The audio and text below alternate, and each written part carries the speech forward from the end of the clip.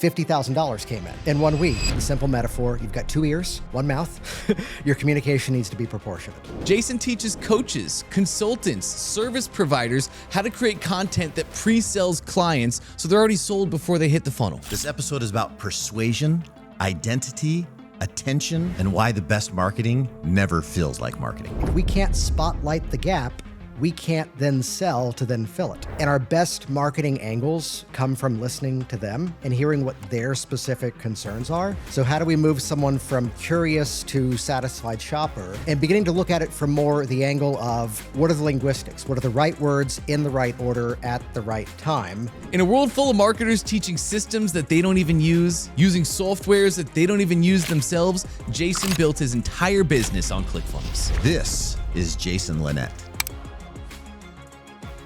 Hypnosis. We've never done this before on ClickFunnels Radio. This is kind of a new concept, like completely. So, Jason, or have we already done it? And this is now. Well, that's the thing. I'm just saying. We interview marketers, we interview all this stuff, but you're using this in so many different ways. You know, we talk so much about sales persuasion. We talk all about this, and you're using hypnosis. You started as a magician? Yeah. So the background was I started doing close-up sleight of hand magic. I actually paid my way through college doing magic at a theme park. And it was actually a frustration with that industry where for magic, everything required exposition. And now I have this pack of cards and now I have this box. And then to discover here was hypnosis. I saw someone do one of those shows where they bring people up, they do funny things. And I was watching everything happen in real time, no preparation. And it was just about communication. And I went, that's the thing that I want to do now. That was the moment of realization. Like, That's it. That's crazy. Okay. So you've done like 380 plus like magician shows at Busch Gardens. You've had a podcast for 12 years. You started as a magician, but tell me just a little bit about how and when there's this transition of like, oh, well, I can use this in online marketing. I can use this to help people. What happened there? So there's moments in any business or even just the journey of our life where you kind of catch that moment and realize that, oh, I don't fit in. And sometimes that's a really good thing. Because I was at this convention in the hypnosis industry. This would have been about 12, 13 years ago at this point. And it was about the time that this organization that was putting the event on. I didn't even know there was hypnosis conventions. Oh yeah, we gather. Okay. We're very small. I freak people out sometimes because they go, oh, someone came to my college and did a show. And I go, was it this person? They go, yeah. Matter of fact, it was. There's not many of us. Okay. So I was at this event and I was hearing this narrative because people were doing specialized workshops, how to work with this issue, how to work with that issue. And the attendance that year took the first downturn. And I'm hearing people go, well, you know, you teach because you're passionate about helping others. You put together these programs because you want to grow the industry. We're not just doing this for the money. Now, meanwhile, I had run a bit of an experiment, which was here was this program of mine that I was doing online. And I had set up this online campaign to basically send the emails out on schedule while I was out of town. So I'm there attending this convention. And I'm hearing this, it's going to be slow. You're not doing this for the money. And I'm watching as over the course of about 6 or 7 days, $50,000 came in. In 1 week. In 1 week. And the thought was, I'm hearing everyone else go, well, you do it because you're passionate, not for the money. And I'm looking at my phone and realizing you can do both at the same time. It's okay. Can't it be both? And then fast forwarding that, the timing of it, I was then at a marketing convention maybe a couple of weeks later. And I'm hearing people on stage, and for the first time, I'm listening for the strategy. I'm listening for what are the linguistics and realizing the same methods that we were using to guide someone from I'm stuck in the problem to now it's behind me. It's the same journey as the sales process. So how do we move someone from curious to satisfied shopper is similar to I'm afraid of this versus now I'm confident about it. And beginning to look at it from more the angle of what are the linguistics? What are the right words in the right order at the right time? And how do we start to look at not just part of the unfortunate expectation of how some hypnosis was trained was memorize these words, that ought to work. And instead looking at it from, well, here's what this language pattern does. Here's what that language pattern does. And how do I start to make some of these strategies more, let's say, bulletproof? rather than going, that technique doesn't work. And realizing that a lot of people in my hypnosis community who are very much, I'm the therapist, I'm the counselor, I'm not a business person, I'm not a marketer, but then having that moment of having that dash of honesty to ask, well, how many people are you actually seeing as clients? Well, do you realize you could be helping more people if you also brought some of that same passion in towards, bringing these clients into your practice too? And that's what you're teaching then, is how to unlock that in your customers. Are you also doing this for business owners? So a lot of my journey stayed focused on just the hypnosis community because they're my people. They're what my background was. I had a practice in Virginia when I used to live there for about 14 years, working with clients one-to-one. And to anyone else who's out there who's very clearly not in my industry, for what I do, for the most part, we'd have to start the process by dispelling fears or misconceptions. Not going to make you bark like a dog, not going to make you cluck like a chicken. Yeah, people are scared or they're skeptical. Yeah. And for most other people's businesses, they don't have those barriers. So to make what I was doing work for other people's businesses, they're looking at so often the surface structure. Well, I think I need a funnel. I think I need an ebook. But instead to dive deeper in terms of what's the psychology of the journey? What's the promise we're making on the front end? What's the way that we're going to satisfy that promise, but then leave another loop opened up that then positions us to go, and that's why here's the next step. So looking at it from that angle, about half of my time is spent with my hypno people. Sure. And the other half is then talking to others that are then realizing that they know some of the right principles, but the sequencing and the deeper buyer psychology and conditioning of the journey, that's what's missing. And that's what a funnel is. Yeah. It is the right sequencing, saying the right things in the right time to move a customer through that journey of transformation so they can see it in their mind's eye. Yeah, to have that mental rehearsal of it so that even before they hit the offer, before they hit the moment of sign up now, plug in your information, how do we have them already mentally rehearsing it? And I mean, a turning point in my business was that this is about the time that things were growing online. I had launched a podcast at this point. I was doing this in-person training, and there's a ton of traffic in Northern Virginia where I used to live, and someone shows up early, and we're talking for like 20 minutes before the class begins, and he suddenly has this moment of going, oh, wait, this is the first time we've actually talked one-to-one. And like something clicked in that moment, which was that the audience at home, they've been mentally rehearsing that interaction. Here's all the ways that they've already been engaging with our content and starting to reverse engineer it and go, how do we make this happen on purpose? How do we make this happen more consistently? Wow. Does this take a long time to do? Like, is this something you're saying, okay, over a number of emails? The reason I ask, is there a way that we could do it today for listeners, for Dante? I know Dante's a willing participant. Oh, yeah. I'm volunteering you. You don't have to. I already talked to him. I want to get hypnotized. I've never even got to speak to a hypnotist. So it was cool talking back in the green room about your concepts on hypnotism and how they line up so well with funnels. And what Russell's talked about for so many years about persuasion selling and persuasion. It just all lines up beautifully. But I've never talked to a hypnotist, and I've definitely never been hypnotized. So yeah, I want to go under. So one part of this is where part of my brain is now going, I can make up anything and say that's hypnosis. Right. But at the same time, I mean, the context that I'll give you is that there's several things we can do that are going to be, let's say it this way, rather hypnotic in nature, but not necessarily the eyes closed deep hypnosis. Because if we look at it from the angle of what we've already talked about, how does it work? Why does it work? But then also what makes it more effective? So simple thing, and you can do this, anybody else out there can do this too. Just hold your right hand up in the air real quick, and really simple, just squeeze into a fist, open it up. This is all we're doing for 45 minutes, by the way. Your hands are going to be so strong next week. Squeeze. Okay, now take your thumb and pointer finger and make them into as perfect as a circle as you can. Yeah, everybody has to look at it to like finesse it and get that thing perfectly round and like kind of hold that posture and hold your circle up in the air. Now look over here at my face and take your circle, stick it directly on your chin.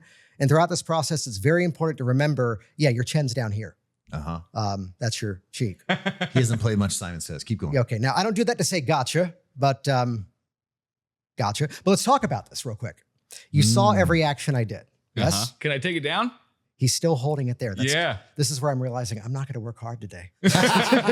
No, you saw every action I did, and you heard every word that I said there. And yet in some part of your mind, part of your brain made the decision of I'm going to follow the visual suggestion rather than the auditory suggestion. Yeah. So let's look Because at I heard you say chin. Yeah. I did. I heard you say chin, but I watched you put it to your cheek and I was like, well, I'm not going to be the guy that doesn't know where his chin is. And I went there. And can we get the replay where I think Chris went to his cheek, then to his chin, then went back going, which one? Which one do you want me to do? Which again, the reason why I show that is to think in terms of where is our audience coming into this journey?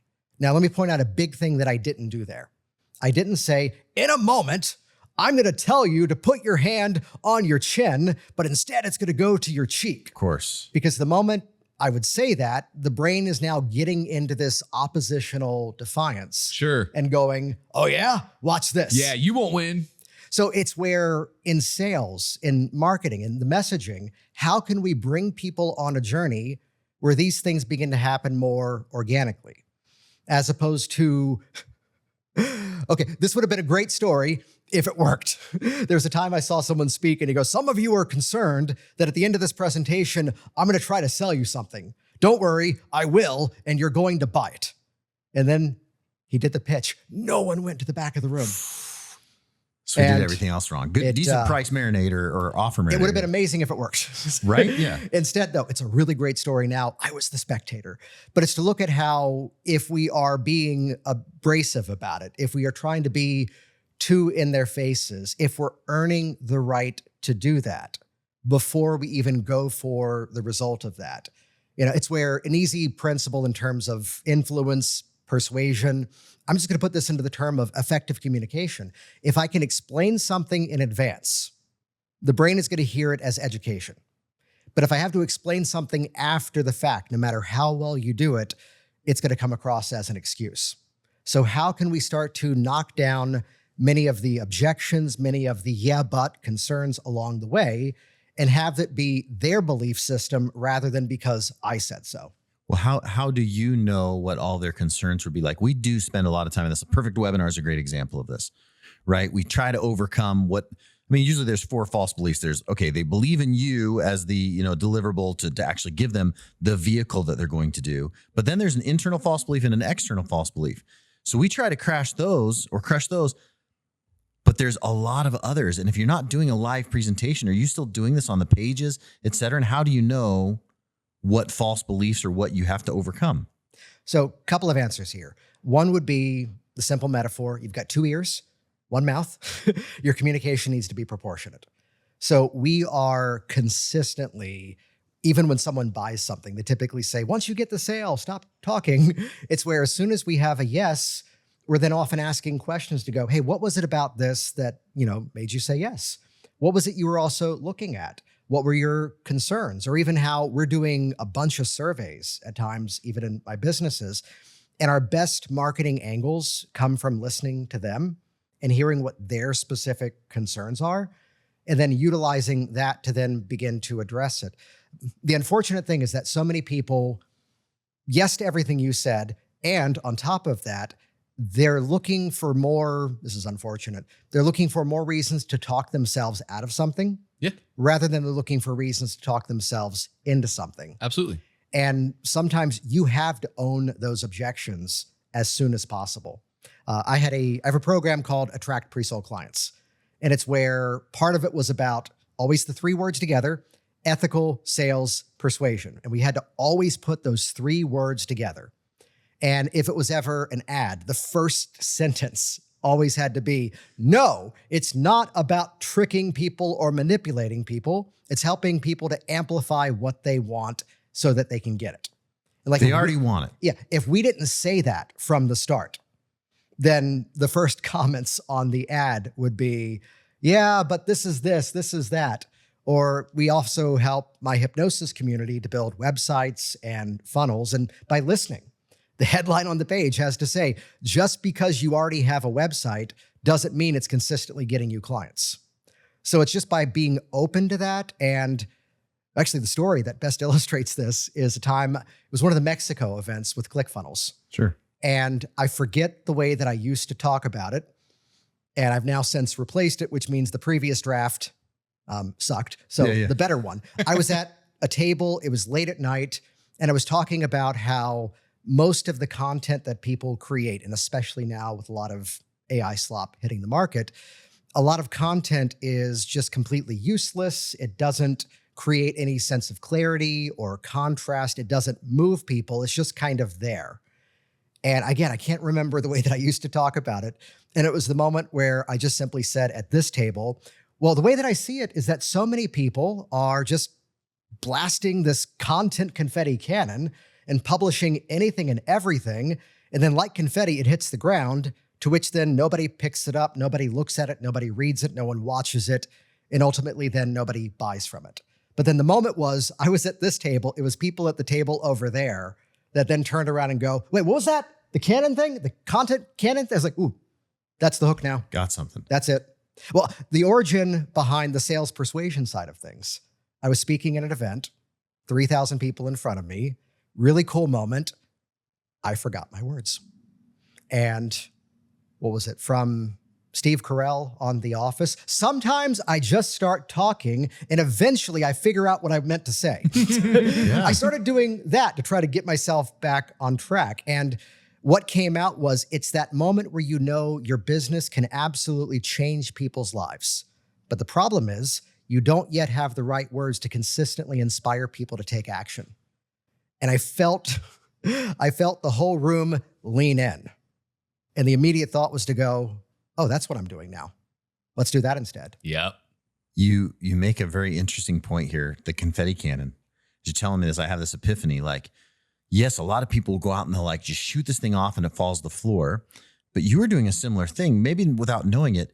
And then you realize that one of those things stuck. Like sometimes we say, oh, we're just throwing it at the wall to see if it sticks. Yeah. And you're like, wait a minute, that story resonates. And so you're doing the same thing, but then, oh, okay, they heard it from this other table. Well, this is happening to us all the time in life. And a lot of times we're not paying attention to see what's working or isn't. Is that something you're always looking for? We can fall into that trap of, I do it this way because I like it. I do it this way because people have praised me for that. But then the question we really have to ask is, what are the analytics? Are people actually moving forward with it? Are they actually getting the desired result? And this is kind of cool. Tell you what, hold your hands up like this real quick. And just everybody, come on. And give them a shake, give them a wiggle. That just makes me smile. Okay. Now take your hands clapping together and then interlock the fingers down. Squeeze those hands tightly. Just watch me for right now. Don't actually do this yet. Just watch me for now. Because in a moment, I'm going to count from 1 to 3. And at the count of 3, specifically at 3, not before, I'm going to have you point your fingers up like this, not yet, and then stare at the space between. Now, when you do that, imagine there's 2 extremely strong powered magnets at the tip of your fingers. Watch what happens. Here we go. Focus on your hands. 1, 2, 3. Point those fingers straight up. Look at the space between. Already begin to feel those magnets starting to pull those fingers closer and closer together. The fun part is that even if you try to keep those things apart, they're going to start to creep closer and closer together, and just feel them drawing in. If you can see Chris's, they're kind of opening and closing. Look over here at me. Just imagine I've got like a clamp or a vice and I'm just tightening. I'm hosed. All right, shake your hands nice and free. Let's talk about this. That's wild. That was wild. Okay, that was wild. I saw him moving. I was looking at you and I was in my mind like, don't let him win. And I watched them go together. Don't let him win. Let him win. He's trying to help you. Are we fighting? No. He's trying to help you. Well, let's talk about this here real quick, though. What just happened? What did I not do there? Again, what did I not do? I didn't say, in a moment, you're going to try to resist me and your fingers are going to touch no matter what happens. And what I'm about to do, though, for any people in the hypnosis industry who might be watching this, I'm sorry, because this is about to get blasphemous for that community. If you ask somebody to perform that series of actions, that's going to happen on its own. I was having you put tension and stress on the muscles, and then the moment you open them up, the finger's in that posture. I mean, look at that. The finger wants to go this way. Yeah. So that's something that's going to happen on its own. So if this was the environment where I'm working with clients one-to-one and it's towards some sort of personal change, the conversation would be, in that moment, you followed a few simple instructions and here's what happened naturally. So it wasn't that I hypnotized your fingers to touch together. No, Sorry. You already knew the result, the outcome. It's instead, though, that I'm claiming the result once it's already in motion. Oh. And how do we start to reverse engineer it? It's something that I've heard Russell talk about at times. My version of something that he says, which is the power of his, kind of like pattern. Yep. Epiphany bridge. Yeah, exactly. When you have somebody who's in an industry where, let's say, your clients don't necessarily hear the same words that you and I are used to all the time. Whenever you're approaching that word. So if it's my hypnosis community, the moment they hit that H word, there's 3 options. Option 1, remove the word altogether. And actually, I tend to say, don't do that one. Option 2, literally define it. Here's what it is. Or metaphorically describe it, which is the kind of like. But the thing that we just demonstrated here was I guided you through a series of actions. And by doing so, I never put you at the place of opposition. I never said, this is what's going to happen if you try to resist it. Here's what's not going to work. Instead, though, I'm waiting for the moment that it's already in motion. The same way that this is a trap that I see people get into when they're trying to first dive into everything, funnels and websites, opt-ins, all of that, is they go, what do I have lying around? What do I have sitting around? Let me make that the opt-in offer. And then back to content confetti cannon. People are getting it, but then there's no specific reason to move from this step over to the next step. Right. And you have all these disconnected pieces. And it's not just that they're not taking the next step. They don't even have a reason to actually engage with it.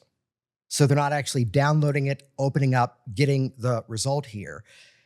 Also, I want to point out some of the specific linguistics in there too, which was that at one point I said, and when you do that, just think about extremely strong powered magnets. Yes. The power of it's jazz linguistics. It's the suggestions that I'm not giving. So rather than saying, here's what will happen, I'll give an easy example of this, which is that if you've seen one of those comedy hypnosis shows where they get up the volunteers, and that was part of my backstory. That's what I was originally doing with all of this.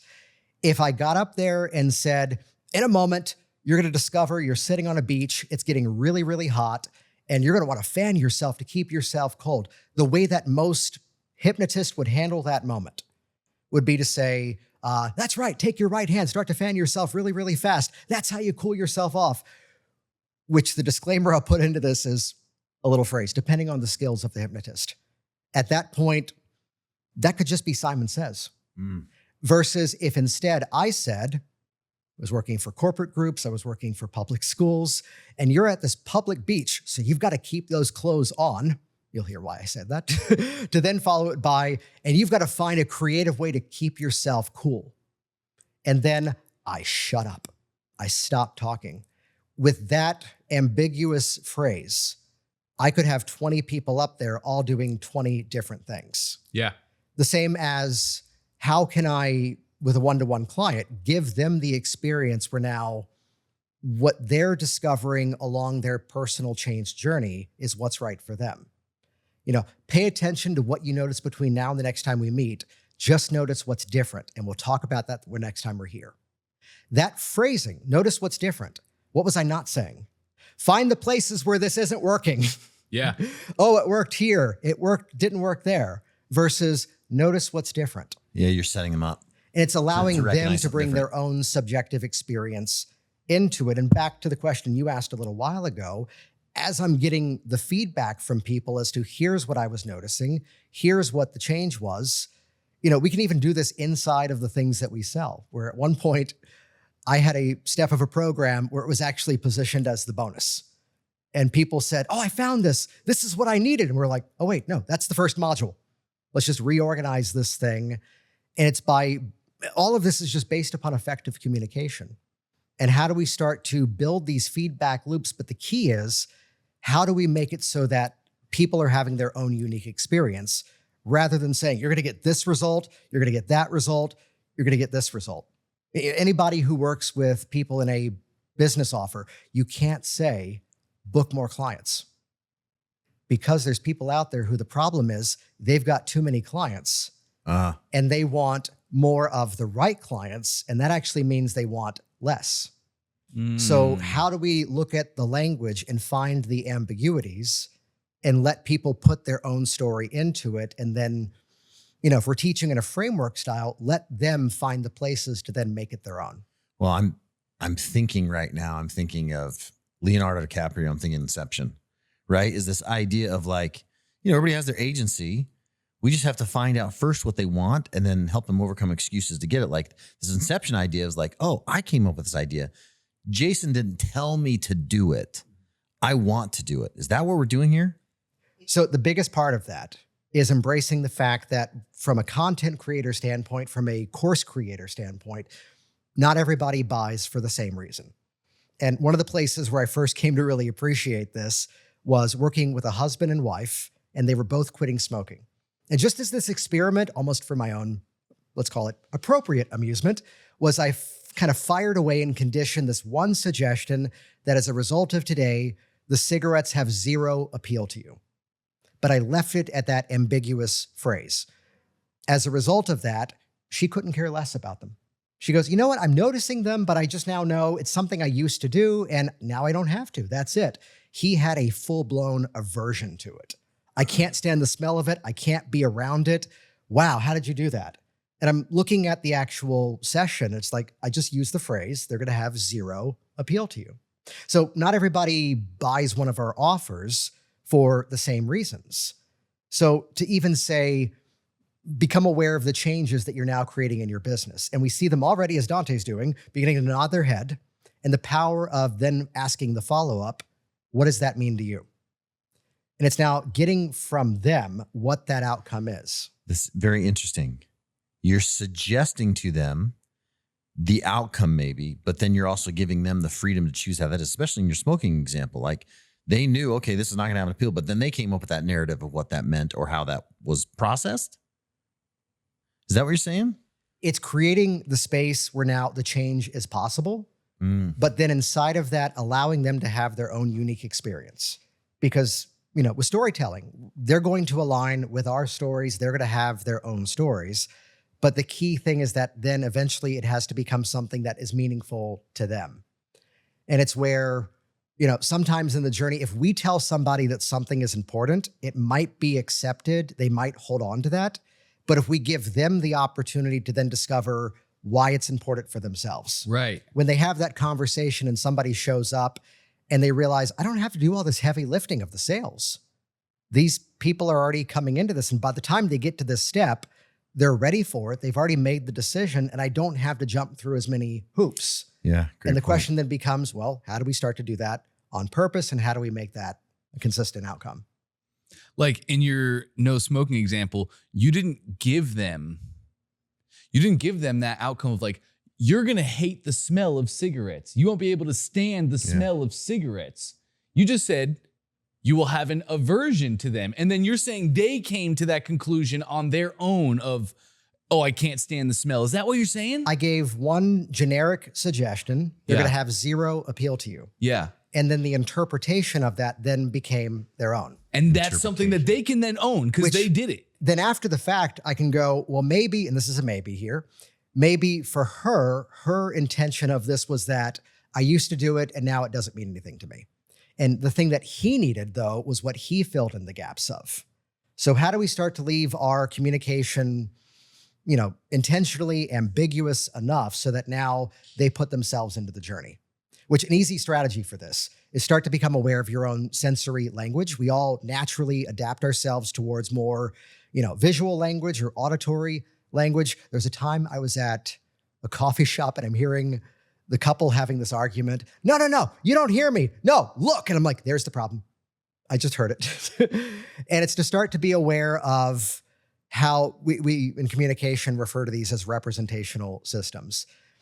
And one school of thought that, in my opinion, is a bit outdated would be that people have one dominant representational system. They're predominantly visual or auditory or kinesthetic. You're going to catch more people by aiming for the ambiguous. Notice how you're thinking about that now. See what I just did there? Yeah. Yeah. So the places where, it's the beauty of the phrase, you're one funnel away. Because someone then hears that and interprets for themselves what that means to them. Right. Something I noticed in that story, though, is she says, you're not hearing me. And then he said, look. Yeah, why is it interesting? Because She wanted him to hear her, and he was like, no, look. And so there's this disconnect already. I'll give you an example. Like sometimes Russell, I know, is a feeler. And so if I have something I want to run past him that I think we should do or something like this, I've learned in like my Voxers or whatever message I'm giving him, is I'm like, I've got a couple things that I'm feeling might be a good idea. Tell me what you feel about those. If I start saying, I'm thinking about something, what do you think about this? That's not how Russell works as much. And so I've learned, Miles is actually really, really good at this. He's kind of taught me this. He's like, hey, and Miles runs all our events, a really, really smart guy. And he's like, no, make sure you ask him how he feels about this. Russell's a feeler. So I found that interesting as you said that. Although my answer to that you might not like, or you might love it, which is that the name of my hypnosis training company is called Work Smart Hypnosis. Okay. And the joke now is that maybe it's because inherently lazy hypnosis was too many letters and people might not spell it right. So yes to everything you just said. And if the phrasing is more sensory ambiguous, it's where the feeler is going to interpret that the way that aligns with them. Even if I said think. Yeah. Or think about, imagine this as possibly one that fits more into a personal change context, or just, hey, curious to hear what you notice about this. And to lean more. They'll notice in their way. Yeah, to to bring it more into the ambiguous, and especially in a one-to-one for people who do, direct sales, do high ticket calls. The moment of saying something, waiting for the head nod, as Dante's already doing it, and then go, well, what does that mean to you? And then getting the outcome from them. And it's where now we can be that chameleon, as you were describing, and start to then model their specific maps of the world and then give them what they need. But it's where, if we're talking in terms of a video, if we're talking in terms of the messaging on the funnel, the website, whatever it might be, I'm going to lean more on the ambiguous on the front end, so that then they are bringing their own maps of the world into the process to then make it their own along the way. I want to dive into that even more. Yeah.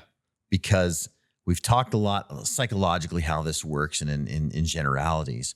Can you maybe narrow this down and say, okay, here's a great example of how we've used this in a video sales letter or in a lead grab? How are you getting ahead of these types of things in the funnel? So this goes back to the whole content confetti cannon thing. We need to start with the end in mind. What is the final thing that we want to sell?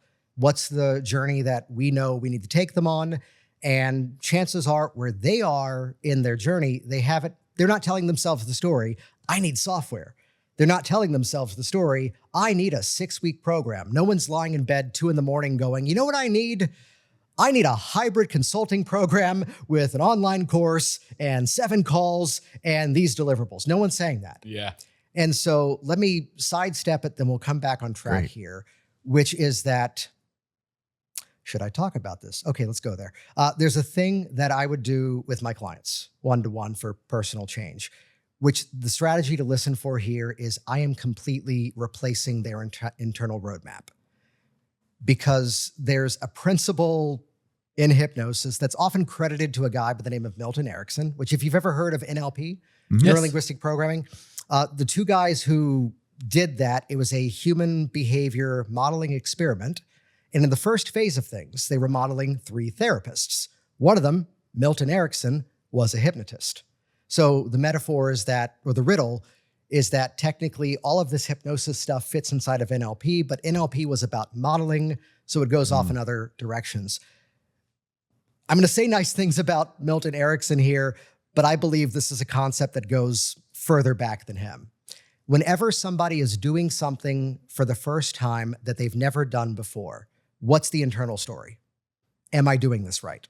Is this the way that it should be going? Yeah. Is this going correctly? So popularized, let's say this way, popularized by Erickson was that my way that I teach it is whenever anything sensory verifiable happens, you say, that's right. Sorry, what does that mean? So I see that you just nodded your head. Yeah. That's right. That's right. I see that you blinked. He's confirming That's that you're right. affirming it, right? Yeah. And that's an ambiguous suggestion onto its own, because I'm not saying, because you're nodding your head, it means this. I'm saying, that's right. And the internal story is that now I'm doing this correctly. I wanted to bypass that entire thing though, because what's the internal story of someone using a method they've never used before, to then go after a change that they've struggled with. Is this working or is this not working? It's a binary, it's a yes or a no. And I wanted to completely just respectfully steamroll over it, which was, hey, between now and the next time that we meet for this public speaking thing, I want you to pay attention to like the very weirdly specific things that you notice that are different. Like the moment where you're preparing for the presentation and like now you're looking forward to it, or you're actually like rehearsing this transition and you're actually kind of having fun at it, or it's this part of the presentation and you're thinking about, sorry for this, that one jerk at the office who you know is going to be oppositional, but you're already planning, like you're now focused on not how do I cope at this and how do I make public speaking suck less? Yep. You're actually now thinking, how do I get better at this? The horrible version of this is what I used to do with the stop smoking people, which was, I want you to pay attention to the things that I might be the only person in the world you could talk to about this. And I've got a folder in my email of all the things that I've heard.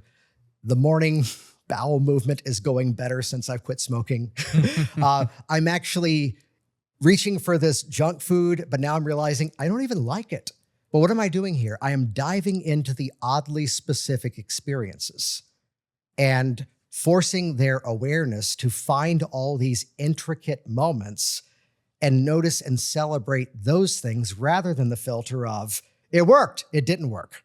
Yeah, that's almost too big for them to notice. So this is where, when we start to design the journey of whatever the opt-in is, whatever the entry-level sale would be, the formula that I lean off of is to go solve the problem before the problem, but not the entire problem itself. And it's where it creates, and so many people are concerned about the whole, I don't want to come across as salesy. With this as the formula, you're earning the right to then make that offer and they're ready for it and then they want it. So 2 quick examples of this here. Please. If where I was doing a paid consult for people to become my clients. This was 2 Comma Club Award number 1. Doing a paid consult for those people to become my clients. There was a specific deliverable outcome that was promised in the call, which was by the time, so here's the formula. By the time you go through X, you will be able to Y. By the time you go through X, you will have Y. By the time we wrap up this call, you will have the exact roadmap of what needs to happen, why it needs to happen, and how to create this outcome so that issue is no longer there. That was the promised outcome, which then was this very seamless transition to go, if you, rather than, you want help with that? No. Well, let me ask you this. If you had help with that, what would be different? And then getting that response, that then revealed what their buying strategy was. Yep. That then revealed what was important to them. And it was then a seamless method to go, well, because you said this, that's why I do that. Because you said this, that's why we do that. So the issue was they didn't yet have the roadmap, and but it's the morning bowel movement went better. Exactly. Or yeah, well, you're pointing out these small things. Is this the first ClickFunnels podcast episode where, by the way, that topic came up? I think the morning bowel movement. I think it is. Yeah. So you're just one bowel moving away. But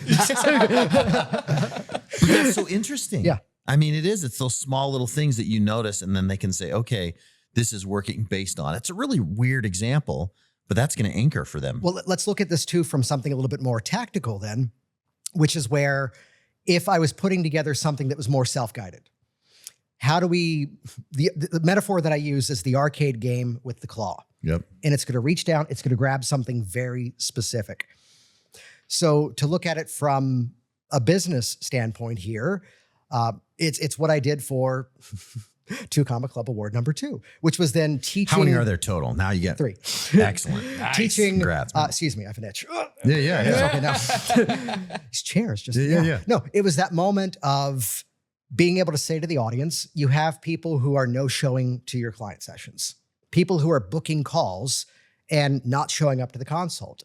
Here's the system that I've put together where here's what I say in the video. Here's the questions that I ask. It's an application funnel. Here's the questions that I ask. Here's how there's a couple of hoops they have to jump through. And here's how you're going to see me step by step walk you through the exact journey of how to create your own, I call it velvet rope strategy, how to create your own so that now you can launch it in your own business. This is Work Smart Hypnosis? This is part of Work Smart, yeah. Okay, yeah. And this is where I completely could then over-deliver on that topic. I could stay within the filter of the promise that I made. But then at the end of it, and there's no buyer's remorse I found in this journey, because then it's a natural pivot to say then, you now have everything you need to launch your own application funnel. But what about designing the program you're actually going to sell these people? What about the conversation you have for them to become your client? What about having people actually discover this thing in the first place? And that's why here's our program, here's the journey we can take you on to then take what I've figured out and make it work for you. But it's where if we think about this problem before the problem, but not the entire problem itself, it really just begins to write itself. And it's also where when it's time to go, okay, we need another entry point offer for this. We need another way for people to discover this core program. Arcade game with the claw. What's another piece I can grab a hold of? And use that as the leverage point to then bring people into the next step. The way that you're kind of like telling them what they need and then giving them what they need, like that's what I'm pulling out of this a little bit too, is like, I hear Russell in a Stack and Close. Yeah. Right. Where he's like, oh, what do you need now? You're going to need traffic. I know what you're thinking. You're thinking this. And he's kind of doing some of this too. He studied it a little bit and so on, and he's very, very good at it. I think he's better than he thinks he is at it without even knowing maybe some of the things that he's doing. But do you do that too? Where, I mean, you know, you mentioned price marinade, kind of like, I am going to sell you something. Russell did that last week on the AI Secrets Challenge, but then he marinated so much higher. He said, I'm going to sell you something for 35 grand. Now that story's different than mine, because when Russell did it, it worked. Right. And this other guy, it was too arrogant. And he, to his credit, he didn't have the rapport in the room to have pulled it off. And that takes practice. And I remember the first time he did that was the Grant Cardone 3.2 million. Yeah. Is he was scared to do it, but he just went through with it. And then he backed this whole thing up. But I think telling them, hey, this is what you're going to need is huge. Do you think some people inherently are just better at this than others and they do a lot of this naturally? Can they all kind of like meet at the same point and learn together? Or how would you handle people coming in at different levels? Well, I'll maybe address for the consulting. Yeah, I'll address it from the angle of looking for the formula, because so often we get caught up in the content. We get caught up in what's being delivered, how it's being delivered, and what's going to happen. What do I get when I then pay for this? And the biggest thing you should do, though, is look at the context. What are the pieces that I'm seeing in advance? What are the elements that I'm then discovering? For someone to puff up the chest and go, I'm an expert at this, you can trust me at this, you immediately go, Yeah. Versus what are the ways that we can then begin to seed that story? And I mean, this is let's go deep emotional coaching here. Yeah. The antidote, in my opinion, to all things imposter syndrome is a simple formula. When you're the person who does the thing, you're the person who does the thing.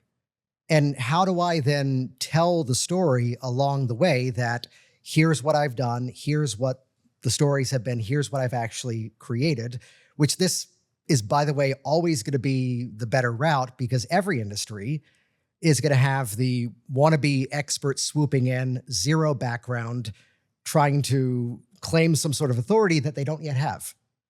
When instead, though, how is it that I can telegraph the story and give people the experience so that they tell themselves the story, this person's the expert instead? I recently did a training for hypnotists who wanted to create training programs. And I go, I hate the thing I'm about to tell you, which was that the moment I started selling out events was when I had the photo of 36 people all smiling, holding the certificate. And that told the story better. 2 Comma Club award. Yeah, Same that's thing. then telling the story as to this is, or a little bit of self-deprecating humor here, which is the number of places where I can go, go find this video where I was thicker, used to weigh a lot more. I used to be able to say the hair was thicker, then I just gave up on that. When you see a photo of yourself from behind and you go, nope, that's done. That was the that's end done. of it. That was the done. Yeah. But it's where the longevity of it, but also to then plant the seeds. And also, we can do a video just simply in our own home and our own environment, but to go, you know what, let me go book a talk somewhere and then give that presentation and show this video clip of me saying this one thing in a different location, what does that do? And so like my biggest thing, and this is really the answer to the question about where are they, it's to ask, what is the journey? What's the belief system that I want them to have? And how do I let them have that belief system rather than me try to force that upon them?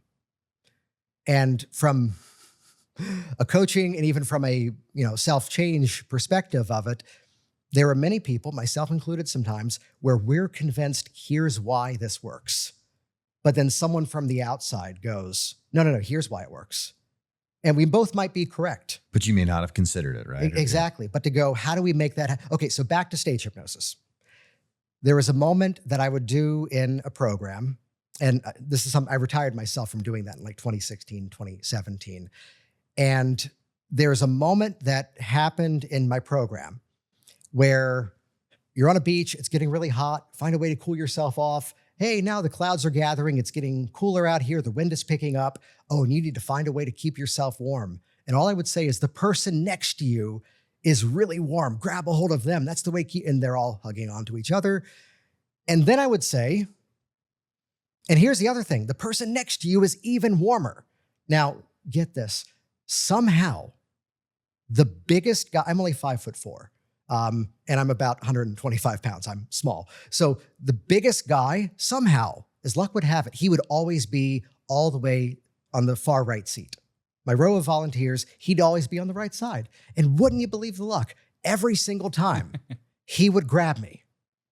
And every time, I would just be so shocked. I'd have to drop the microphone, and like I started laughing, losing composure. This has never happened before.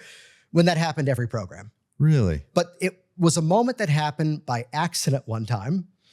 And it's that, to reverse engineer it, their eyes were closed. I'm walking behind the volunteers. And here's the moment where there wasn't enough room. I accidentally bumped the guy as I walked by. And at that timing is when I would normally say, the person on the other side is twice as warm. And he just felt a body on the other side and he grabbed me. So it was like that time, that night at like a hotel, I was on travel doing programs. The thought was, how do I make this happen on purpose every single time? And even for the reverse engineering of, it wasn't funny if it was the attractive woman in that spot. No, I had to organize people and basically cast the role to find a reason to then move people around. So the big, 6'4" linebacker kind of guy, Bubba is at the end and he's grabbing little hypno dude in purple.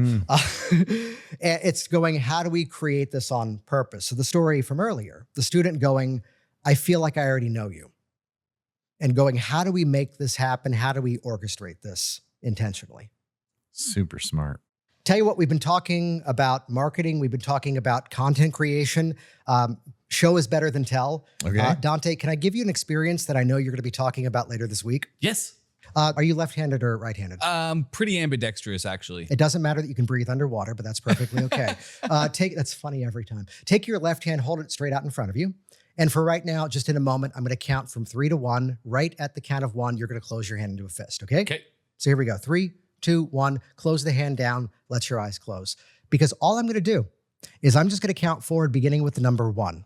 And with every number that I say, begin to notice, begin to imagine, begin to allow that arm just to grow stronger and stronger, as if that thing is becoming stiff and rigid like a steel bar. So that shoulder kind of locking in place, the arm getting stronger, stiff and rigid like a steel bar. So that 2, Chris, you can see it, the elbow is already straightening out as if it's being stretched comfortably across this room. 3, the wrist is well locking into position. And 4, you can see this too, that hand is already squeezing tighter down.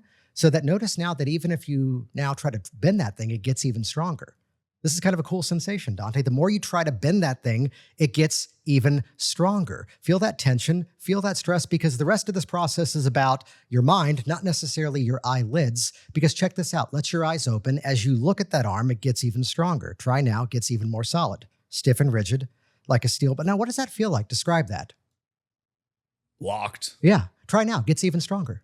Now, the other arm, you can move that around, no problem, right? That just makes this one even stronger, though. Try now, gets even stronger. It's locked. Now, close your eyes down. And just for this moment, decide for yourself what this moment means to you in terms of some other part of life you can keep to yourself, absolutely private, something that you're ready to let go of, something that you're ready to break free of. And only as quickly as you're ready to let that issue go and basically stop hypnotizing yourself to believe that issue is too big to be overcome, notice how easily now that arm can begin to lower down slowly, relaxing, easing. That's right. Whether it happens quickly, whether it happens slowly, letting that thing just begin to lower on down, inch by inch, bit by bit. And the cool thing is, I mentioned specifics earlier. Do you kind of feel how that little rapid eye movement is occurring beneath those eyelids? Because now just let that arm just drop on down. Let it just flop and just find a comfortable resting spot. Just let the eyes close for a moment, because I could tell you to go ahead and relax your entire body, but that's not necessary. For right now, just relax your eyelids. They're some of the smallest muscles in your face. They're definitely some of the smallest muscles in your entire body. And notice this, that even if you try to open those things, they just relax even further. Give them a try, they just relax even further down. The more you try to open those things, they just kind of relax down. Some people smile at that. It's kind of an odd sensation. That's odd. And you can just quit testing, let that feeling of comfort just kind of drop down through your system, just letting every breath help to guide you to a deeper place of focus, comfort, and relaxation. Is it okay if I kind of get up and move here for a moment? We'll still be able to pick up the sound as you hear me speak to everybody else. And even, Dante, as you hear us kind of moving around, it just helps you to kind of focus on your own internal experience here a bit better. Hang on, there we go. Good for this? All right, good. Because in a moment, I'm just going to come over here, and you just let those eyes open up for a quick second here. And I tell you what, take that left hand, just kind of press down on mine. Just let the eyes close down, because in a moment, I'm just going to count from 5 down to 1. And you can kind of see that already, the eyelids kind of fluttering around. You can feel what that sensation's like as I begin to press down on my hand. As 5, counting down, 4, pressing harder, 3, sleep. Good. Just relaxing all the way down, just letting every breath you exhale. That's right, just help to guide you deeper and deeper down. Feel your entire body releasing, relaxing, just letting go. Just let that arm become completely loose, limp, and lazy like a rag doll. Just let it plop on down. That's right, good. Because we'll do this again, and this time notice what's different. Go ahead and take up that hand, stretch it straight out in front of you. Let that hand squeeze down. Feel that tension moving all the way up and down that arm, so that notice now, without even having to suggest it, that arm becomes even stronger, stiff and rigid like a steel bar, to the moment that in a moment when you open your eyes and look at that thing, it's going to get even more solid than ever before. 1, 2, 3, let your eyes open, look at that thing, gets even stronger. Try now, gets even stronger. What does that feel like? I don't even know how to describe it. And you can see everything that's going on around us, right? Yes. You can hear every word I'm saying. Yes. Look at it now, gets even stronger. Try now, gets even stronger. And again, you're not just playing along here because we're recording, and I'm here from out of town. Try now, gets even stronger. You heard me say early on, you're not going to win. I'm not playing. Now, here's the fun part too. Take your right foot, just move your right foot kind of right there and just press it down on the floor. Cool. And as you do that, this arm can just relax. It literally did. Yeah, the arm can just relax. But now notice that right foot is stuck to the floor. The more you try to lift up that right foot, it sticks even tighter. Kind of weird, right? Does this happen to you often? No. Yeah. And we're just talking right now. Yes. You're aware of that, right? It's the same right foot you've had your whole life. It is. Try to lift it now, it gets even stuck. Yeah. Cool. I can get it up a little, but it wants to go down. Yeah. Well, here's the fun part too. Take your hands and just squeeze them together. You can lift up your right foot, no problem. Yeah, except now your hands are stuck. Try to separate them. They squeeze even tighter. There we go. Yeah. Which also proves, now this is the moment where I could go, whoops, but instead it's where it only has the outcome if we're now claiming it in response. So let's go back to the moment at the beginning of this, which was that I asked you a very simple thing at the beginning. Yes. If you'd like to experience something that I know you're going to be talking about later, let's begin. And it's where I set that opening stage. I set that opening moment. And then from there, creating the opportunities inside of that here. So to start to look at, again, problem before the problem rather than the entire problem itself. I'll move back over here. It's where we can start to, there we go, look at it from the angle of, again, how do we start to create the opportunity? How do we begin in an ambiguous way? And also, this is where we can get too heavily tied to our story, what we believe is important about it. And instead start to look at it from the angle as to how do I give them the opportunity where they find the meaning for themselves. Yeah. Wow. It's fascinating. And also, in the words of a friend of mine, once you stick somebody to one thing, you could stick them to somebody else. There you go. Wow. I want to dive into your funnel Yes.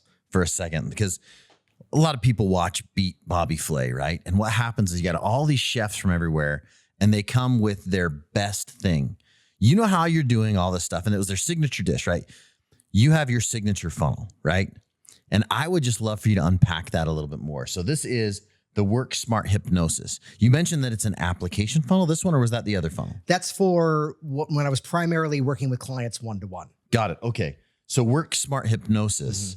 Can you kind of just give us what that funnel looks like? How they jump in the front end? Is it a call? Is it a VSL? Walk us through that entire funnel.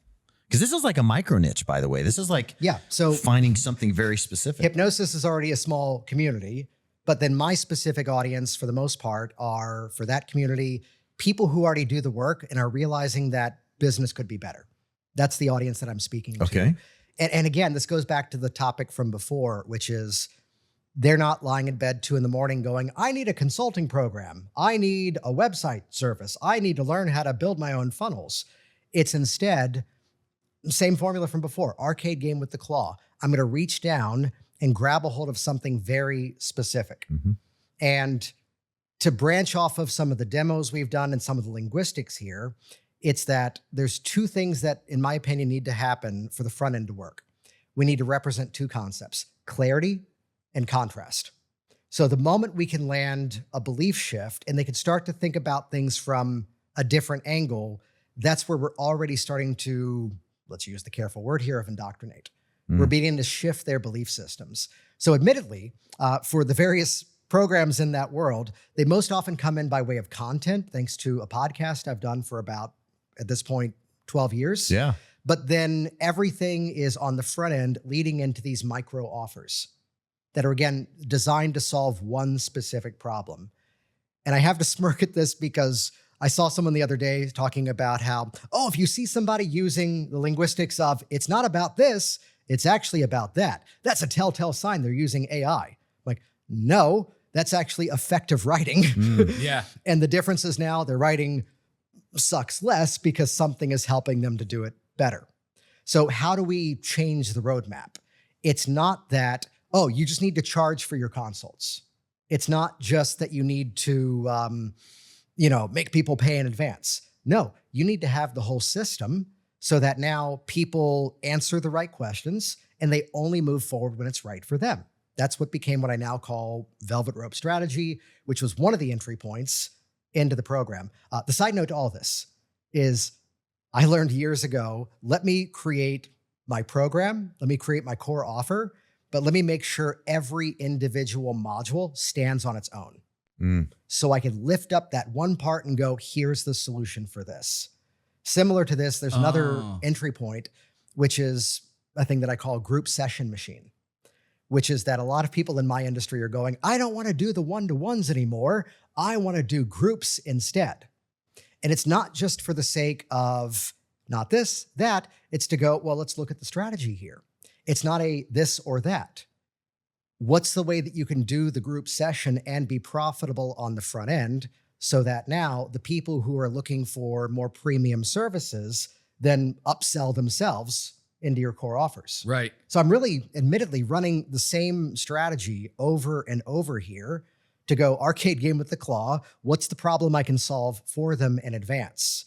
And just splintering off these tripwire offers to then sell something on the front end for $27, $47, $61, whatever the low cost entry point is, to then be able to hit that language of, you have everything you need for this, this, and this, but what about that? Right. And just for the sake of systematizing it and keeping it simple, we've done this now for the programs over on that side of my world. We've done that at least 12 to 15 times that I'm counting in my head right now, of just going, okay, that's a system that's now running. And now that we have that one, what's the angle of this specific, even hypnosis technique strategy to go, hey, one of the issues we run into with people for like peak performance is this, though what if we approach it from this angle? Well, here's the training for that. And now, same formula. You have what you need for this, but what about this other part, and this other part? And so it's starting to think of it as I was corrected on this recently. The plural is not Legos. It's Lego bricks. Oh, Lego bricks. No, yeah. It's just Lego. And if you want plural, it's Lego bricks. Lego bricks. They corrected us on this one here. But it's by looking at everything in this Lego brick kind of formula and being okay with the fact that there might be the person who the only problem they had was this entry-level offer, and to be just as happy with them at that point versus the ones who then need a full system. And it's creating this organic sense where the people then upsell themselves into the journey rather than having to then force it and be aggressive about it and just make the whole thing a whole lot more organic. Gotcha. Right. So what are your headlines like on these front end funnels or tripwire funnels? Because I think, did you early on say you want ambiguous headlines? Is that the word you used? Well, the headlines on these in most cases are going to hit emotion. They're going to hit what are their desires, and also by interacting with these communities and even for other businesses that I work with on the attract pre-sold client side of my world, it's where what are the things that I hear them say? And you just mirror those in your headlines. Stop being the best kept secret to the people you know you could help. Yeah. And just that right there. And a cheat code would be that if we can call out confusion, frustration, and overwhelm, and then position what we do as the solution to then resolve those three emotions, then we're on board. But it's that if I popped up and just simply said, get my velvet rope strategy, people go, cool. What's that? Yeah.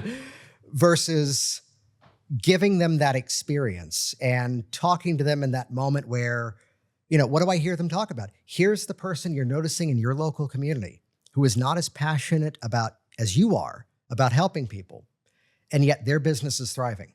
Here's what's missing. Here's what you need to do. What happened? And sometimes, as the entrepreneur, we're that person who is helping somebody who's in the position that we were many years ago. And so this can be extremely intrusive when you do it right, though, which is it's that moment where you're looking at your calendar and you're realizing that you don't have any clients booked next week and something has to happen. And it's where now you're realizing, okay, I should maybe create some content online. All right, let me set up the camera. Let me get everything ready. Now what am I going to say? Yeah. And then you turn the camera on, you start to film something. You don't know that's not it. That's not it. And then you do a couple of false takes. It's the blank screen of death. It's the blinking cursor, deer in the headlights. And it's now 5:15 and hey, the kids are home. We should go make dinner. I'll do this tomorrow. And you've done that over and over for years. Yeah. What if I can give you a simple 4-step formula so that now whenever there's time to create content, you know what to say, how to say it, and why to say it. And even better, you can do this over and over and your audience doesn't hear the formula. Here's how. And then here comes the offer. Here comes the training. Now it's motivated. So it's to ask yourself, what discoveries do they need to make? And this kind of goes against what some people teach us to, where they'd say, just share the how and the why. Not just share the what and the why, but hold back the how. The how, yep. If we're solving the problem before the problem, if I'm teaching a content framework, you now have everything you need to craft your message. But what about, where do you put it? What about how to adapt it for your website? What about using this to bring people into your programs? What about having people show up to the calls ready to buy? That's why here's the next step. Yep. And it's what allows them to then craft it. So my answer is a little ambiguous on purpose because admittedly, they're all the same formula. Let me find one specific element. And how do I now put this in front of you to then go, here's the problem you're running into. Here's why it's a problem. Here's what needs to happen. Here's why it needs to happen. And then here's the solution to it. Well, and it has to be a formula because, as you stated before too, everybody goes, oh, but I'm different, or wait, how does this work for me? And that's why you have to keep it ambiguous too. It's like, no, this works for everything across. Amazing. So I got your headline. Are you a sub-headline guy?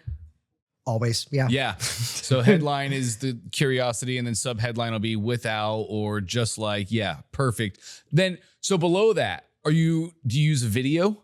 Are these like VSLs? Using quite a bit of video. I'm finding that my strategy tends to be, I want to land one made video on the page Yeah. to then knock down the main objections, sell more of the emotional story. Yeah. But then I'll scroll through a full offer page by the time it's almost done and then go, what are the points that need elaboration? Sure. Or what are the places that I've got a story for this, I've got a story for that. And to make the video with the meme style image where the words are on the screen, but I'm not a computer person. So they see that and go, oh, that's me. Click. Now they watch it. So how do we just simply, along the journey, what are we doing? We're just simply selling the next step. Yeah. Jason, this is all so fascinating to me. And like my head is spinning with all the different ways that we can use this, but it's all persuasion. And it's all just people. And I'll share the quick filter that I'd often give people is to go, this is not to say, here's how you were doing it wrong, but it's to go look at it from the angle of think back to something you did earlier in your business that you thought should have worked, but then it didn't. But now look at it through this filter of, again, what needs to happen, why it needs to happen, and how we need to make the journey specific to them. And it's where we're always going to be distracted by the new shiny object. We're always going to be distracted by, oh, everyone's excited about this tool or that platform. And to look at it from the angle of the fact that the buyer psychology doesn't change. We need to grab attention. We need to provide value. And then we need to be the person to then point out what's missing. If we can't spotlight the gap, we can't then sell to then fill it. Yeah, 100%. 100%. Well, you're amazing. We always do one more segment before we close. This is really fun. And this segment is brought to you by Funnel Hacking Live, coming up in September in Las Vegas at the Fontainebleau. Go to funnelhackinglive.com/CFR to get your ticket. We're going to dive into everything AI, everything that is critically important right now in the world and in business. So you do not want to miss this. Once again, that is funnelhackinglive.com/CFR. With that, this segment is rapid fire questions. Are you ready? These are quick. All right, here we go. Are you ready, Dante? I'm ready. Let's hit it. Rapid fire. Favorite funnel, your go-to funnel? Low ticket entry is to bring people into a micro promise, over deliver on that micro promise, and then bring them into the core offer. Okay. What's the fastest way to tell if somebody's lying to you? When they tell you, you can trust me. You're serious about that. Across the board, somebody says, trust me, Jason. You're immediately like, I'm not trusting. It's when the magician says to you, I have here an ordinary pack of cards. And immediately you go, no, they're not. Yeah. Don't run when you're not being chased. Oh, that's good. That is so good. Is there a hypnosis word in marketing that we use every day that we didn't know is actually a hypnosis word or a Imagine. term? Imagine. There's people who argued for years about the speed of a hypnotic induction, and this one is 7 minutes long. This one's 4 minutes long, but if you do it right, it's only 2 minutes. You have a shorter version, once upon a time, 4 words, but you can nail it in 1 word. Imagine. Imagine. Why is that word so powerful? Because we can define hypnosis. Here's the conversation we should have had 20 minutes ago. The moment you have someone breaking away from their external reality and then bringing the story inside, that's hypnotic. The moment they bring that focus inside. So the moment you say imagine, you're driving them to go into their internal representations. Truth. What's the most hypnotic brand in the world right now? Ooh. Besides yours. Thank you. The brands, I'm going to go a little bit vague here, but the ones who their terminology become our common language, which this is not new, Kleenex. The moment that we start to refer to a product by the brand name, they've already changed the roadmap. They've already won the narrative. Q-tip. Exactly. Same thing. Post-it. Yeah. Doritos. ClickFunnels. Well, speaking of ClickFunnels, as somebody who implements hypnotic sales techniques, why did you choose funnels? Because they work. And also it's that everything is a funnel. From this conversation, there's people who will come to Funnel Hacking Live. There's people who will sign up for ClickFunnels. And there was a moment earlier in one of the demos where I used the phrase, without even having to suggest it, which was actually then directly suggesting it. And it's where without even having to suggest it, people will look me up and find the things that I do. That's great. But why ClickFunnels for funnels? Because it's the one community and one software that, from my experience and having spent a lot of money playing with everything else that's out there, this is the one that's about the end user. This is the one about people truly implementing it. It's not the one that's only celebrating, hey, this person signed up this many affiliates for a thing they're not even using themselves. It's about the users, and it's about the stories, and it's where those of us who have been in this for quite some time and involved to go, hey, we need a feature that does this. And then in a short while, there it is. It's incredible. Jason, thank you for coming on the podcast today. Thanks for the conversation and your honesty. That was eye-opening for me. You mentioned without having to suggest, but I'm going to allow you to suggest right now. If somebody wants to learn more about you or find you or get involved, how do they reach you? Okay, now let me teach a thing while I give the plug. Let's do it. Which is that you need to make sure people can remember the thing you're about to say. So yes, my name is Jason Linett, and if you go to the website and just try to spell my name, I own every misspelling just in case they go to the right place. But I'm Jason, and I teach people how to ethically influence their audience. So if you go to jasoninfluence.com, you can see training that I've put together that then walks through some very simple formulas. And as much as this seems to be something that is intricate and takes a lot of care, it kicks off with these, what I call instant persuasion wins, things you can implement as early as today to start to get a different response from your audience. That's at jasoninfluence.com. Fantastic. Jason, thanks for joining us on ClickFunnels Radio. Great to be here.